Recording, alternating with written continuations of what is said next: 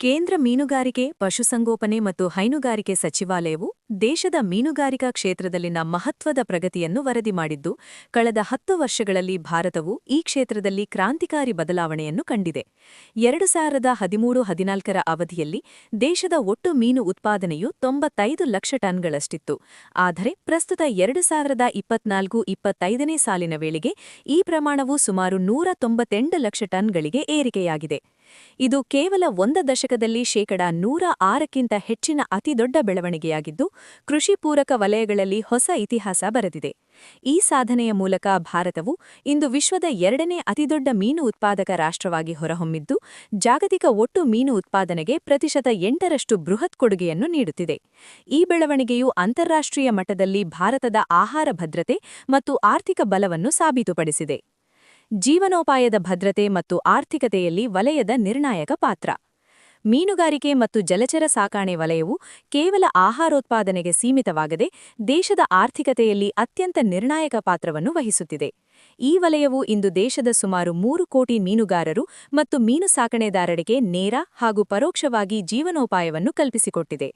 ವಿಶೇಷವಾಗಿ ಕರಾವಳಿ ಪ್ರದೇಶದ ಸಮುದಾಯಗಳು ಮತ್ತು ಒಳನಾಡು ಮೀನುಗಾರಿಕೆಯಲ್ಲಿ ತೊಡಗಿರುವ ಲಕ್ಷಾಂತರ ಕುಟುಂಬಗಳಿಗೆ ಈ ವಲಯವು ಆರ್ಥಿಕ ಸಬಲೀಕರಣದ ಮೂಲವಾಗಿದೆ.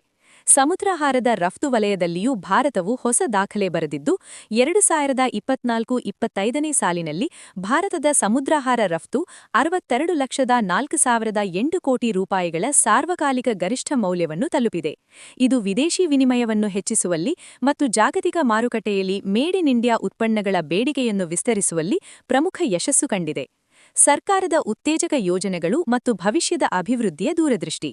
ಈ ವಲಯದ ಸಮಗ್ರ ಅಭಿವೃದ್ಧಿಯನ್ನು ಉತ್ತೇಜಿಸಲು ಕೇಂದ್ರ ಸರ್ಕಾರವು 10 ಹಲವು ಪರಿವರ್ತನಾತ್ಮಕ ಉಪಕ್ರಮಗಳನ್ನು ಜಾರಿಗೆ ತಂದಿದೆ. ನೀಲಿ ಕ್ರಾಂತಿ ಅಂದ್ರೆ ಬ್ಲೂ ರೆವಲ್ಯೂಷನ್ ಮತ್ತು ಪ್ರಧಾನಮಂತ್ರಿ ಮತ್ಸ್ಯ ಕಿಸಾನ್ ಸಮೃದ್ಧಿ ಸಹಯೋಜನೆಯಂತಹ ಮಹತ್ವಾಕಾಂಕ್ಷಿ ಯೋಜನೆಗಳು ಮೀನುಗಾರಿಕೆ ಕ್ಷೇತ್ರದ ಆಧುನೀಕರಣಕ್ಕೆ ನಾಂದಿ ಹಾಡಿವೆ. 2024-25ನೇ ಸಾಲಿನಿಂದ ಈ ವಿವಿಧ ಯೋಜನೆಗಳಿಗಾಗಿ ಒಟ್ಟು 32,233 ಕೋಟಿ ರೂಪಾಯಿಗಳ ಬೃಹತ್ ಮೊತ್ತದ ಅನುದಾನಕ್ಕೆ ಅನುಮೋದನೆ ನೀಡಲಾಗಿದೆ. ಈ ಮೊತ್ತವನ್ನು ಮೂಲಸೌಕರ್ಯಗಳ ಅಭಿವೃದ್ಧಿ, ಸುಧಾರಿತ ತಂತ್ರಜ್ಞಾನದ ಅಳವಡಿಕೆ ಮತ್ತು ಮೀನುಗಾರರ ಕಲ್ಯಾಣ ಕಾರ್ಯಕ್ರಮಗಳಿಗೆ ಬಳಸಲಾಗುತ್ತಿದೆ.